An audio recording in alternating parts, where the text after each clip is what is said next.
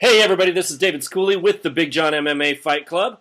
We are here with Big John and we're talking about some awesome matchups coming up. This is the last Strikeforce card and it just happens to be incredibly stacked. We're really excited to talk about it. And John, I know you know all these guys and we got to get some comments about these guys so that we can let everybody know the inside scoop on these matchups coming up. What do you think?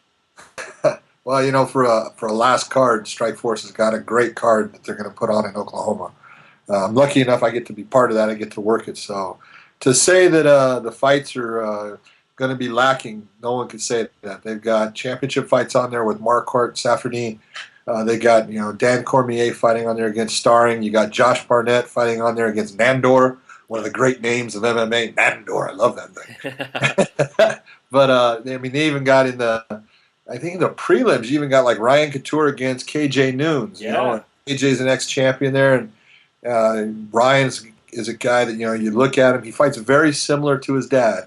He's smart, and so all the fights that they have going on are great fights. It's unfortunate it's the last card. It's the last card that we actually get to do with Strikeforce, but the championship fight has got two guys. Nate Marquardt. Both guys are absolutely going to be going into the UFC.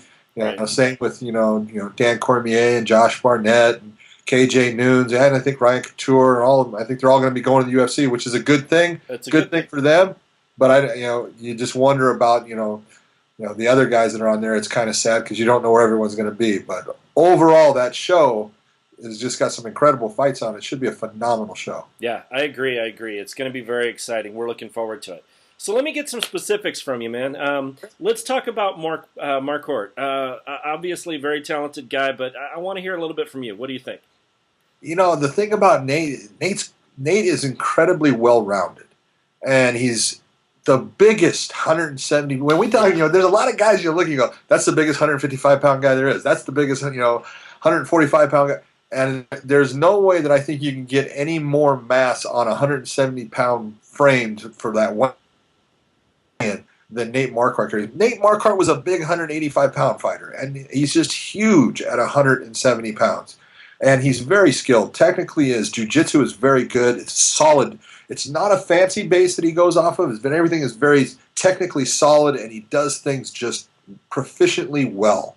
And his stand-up is solid. He has good power in his hands. He throws great combinations when you're watching him fight as far as the technique. He'll hide his kicks behind his punches, and he just does things that you want a guy to do to be successful. Right. And on top of that, he's smart. He's a smart fighter. He's a guy that goes in and understands, this is about competition, and that, I need to fight using the greatest tool I have, and that's his brain. And he's got a good one. He knows what he's doing. He knows how to go about doing it. He knows when guys have strengths and how to try to take those strengths away. And that's what he's going to have to do in the opponent that he's going to be facing. Yeah, yeah. Well, I agree. And, this is a tough matchup, and obviously I'm not going to ask you about a prediction, but I want to hear what your thoughts are about Safadine, because you know what? This is going to be a good matchup. Safadine is a guy who came out having this great stand-up background. And he came to the States and he ended up going with Team Quest, and he's been out with Dan Henderson and Team Quest down in Temecula for quite a while now. He's made himself into a very good wrestler, a good defensive wrestler, but he also takes people down. He's a guy that didn't sit there and say, "I'm a good stand-up guy. I'm gonna knock everyone out." You don't get that from guys at times. Here's a guy that came in and said, "You know what? You need to be good in all areas," and he's worked at being good at all areas. He's a guy that you're looking at a guy that technically in the stand-up is very good, and he's almost impossible to put on his back now. So you've got to work within what he wants to do in the fight, and that's putting an advantage in his court when he's fighting everyone. And he's had some really tough fights, but he's come out on top of them, and he's shown that, man, he's just a handful for someone to deal with based upon what he's made himself good at. And he's made himself into he's one of those guys who doesn't have any collegiate wrestling or high school wrestling behind it. Right. He's become a good wrestler, and it's because of the guys that he's working out with. Well, and you know that anybody watching this fight knows that this is no easy matchup for either of these guys. Both these guys are incredibly talented, and it's going to be a good fight. It's going to be it's a fantastic fight. I can't wait to see it. Nice. Well, let's move on to a couple others here. So I want to bring up a couple of these matchups. We've got Cormier and Starring, and we've got Barnett and Gilmino, both really good matches. Can you give me a little bit of insight on a couple of these guys? Well, if you break them down just list by list, Dan Cormier is he's coming in. He's on a roll. This is a guy that won the Strikeforce Heavyweight Grand Prix. He's not a big heavyweight. He's a very small heavyweight. Right. But he likes fighting the bigger guys because he doesn't like losing weight. He had to do that throughout his career in wrestling, and he's been to the Olympics twice. He's got as good a wrestling as you're going to find anywhere in the mixed martial arts world, especially as far as what we call technical wrestling. He's so good, and he understands how to position himself so well that he takes big guys and he picks big guys up and puts them on their butt pretty easily based upon that technique. But the guy he's fighting, Starring, that's a big dude. Yeah. It's a big man, and big, strong guy. He's coming into this. He's got a lot of experience in Europe. He's been fighting a lot of fights there. He hasn't fought, here in the States. But all that experience that he's had, that's what he needs to, uses his confidence base coming in against a guy who's probably heavily favored. But you never know what's going to happen in MMA. And, Starring could end up walking in there and walking through Dan Cormier, and everyone's going to say, oh, it's the next big star. And you just never know. Right. Josh Barnett, everybody knows Josh. He's been fighting forever. Right. And he's been successful, just about in everything he's ever done. His last, big go was against Dan Cormier. Dan beat him in that the Grand Prix finals. And I think Josh has got a lot to prove. He's got a fight against a guy in Nandor. Another beast. Big, strong dude. Yeah. I don't know what they're feeding them in Europe. I'm telling you, these are big guys. Dude, there's some big beasts coming out of that place. Big, strong guys. And you can never equate. A lot of people sit there and they look and they go, "Oh, it's strength doesn't matter. Strength matters." Look at it. Strength is a technique in itself. It's not obviously if that's all you have, you're not going to do well in MMA. But these guys are not coming in with no fights. They're coming in with a lot of fights under the belts, a lot of victories, Right. and they're coming in believing that they're going to take these guys out. And that's the way you got to think. Yeah. So these are all good matchups.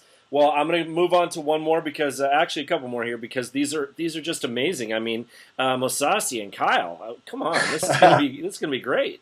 I've been lucky enough to work with both of those guys. Mousasi's a guy. He's really interesting because he's so relaxed and he's just so non-committal in the fight. About I think I'll turn it on here. I think I'm just going to relax here.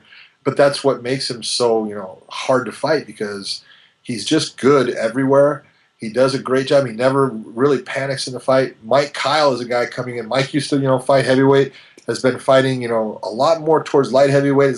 Jumps up and down, but he's got power in his hands. Mike Kyle can hit hard. He's got speed, and at 205, he's a beast to deal with. And he's got enough power to hurt big heavyweights. I did a fight with Mike Kyle against Bigfoot Silva where he hit Bigfoot Silva, broke his hand doing it. But, hit him with such power, put him on his butt, and just basically hit Bigfoot so hard that he broke both hands during the fight and couldn't actually fight anymore. And so it was, it happens. But he's got a lot of talent. He fights out of a great camp in AKA that, they put him through the paces getting him ready. So that's a toss-up fight. Both guys have got, a lot to prove in that. So it's an interesting fight. Yeah, good stuff. And then this one, I'm going to love this as well. We've got Souza and Herman. I mean, I know you can say some good things about both these guys because they're just both really great fighters. Yeah, well, Souza's about, that's phenomenal Brazilian jiu-jitsu skills. Just phenomenal. When we talk about guys and you look at, people will sit there and they're going to talk about, oh, he's a black belt. And Jacare is not a black belt. Jacare is world class. There's a difference between being a black belt and being world class, and he's got world class skills. Jacare is one of those guys that I say he's kind of like touched by God as far as the athletic ability that he has. He's got unbelievable strength, quickness, power, and just his technique is phenomenal. Herman is the guy you're looking at. He's got the experience, and he's got that redhead factor that he's just tough and mean. Yeah, gets worse as he gets hurt, right? Yeah, the whole thing with him is, man, he comes in to bang, and he's had some wars with people. You're looking at that fight, and either guy can win that fight. Yeah. Technical-wise, you got to go with, Jacare. He's got the technical edge. I believe in that. Junkyard dog-wise, I go with Ed Herman's got that junkyard dog in him. And, you can never count that junkyard dog out of a fight. And they both got great followings. I'm sure the fans have got their own opinions on these things. But the cool thing here, John, is we're getting some insight from you about all these guys. You've been around them, you've reffed a lot of these fights, and all these guys deserve to be in this ring, and they're just bringing some awesome fights to us. We couldn't be happier about this stuff. I mean, like you said, you've got Randy Couture's son in this one. I had a chance to talk to Randy about it. It was really kind of cool. So we're really looking forward to this fight. And, John, we really appreciate all your time and effort and giving us some of this insight. We're not asking for predictions from you, but all you guys out there, we're asking for you guys to lock in your predictions now that you've heard what John has to say. John, thanks a lot so much. Thanks for having me. See you later, Dave.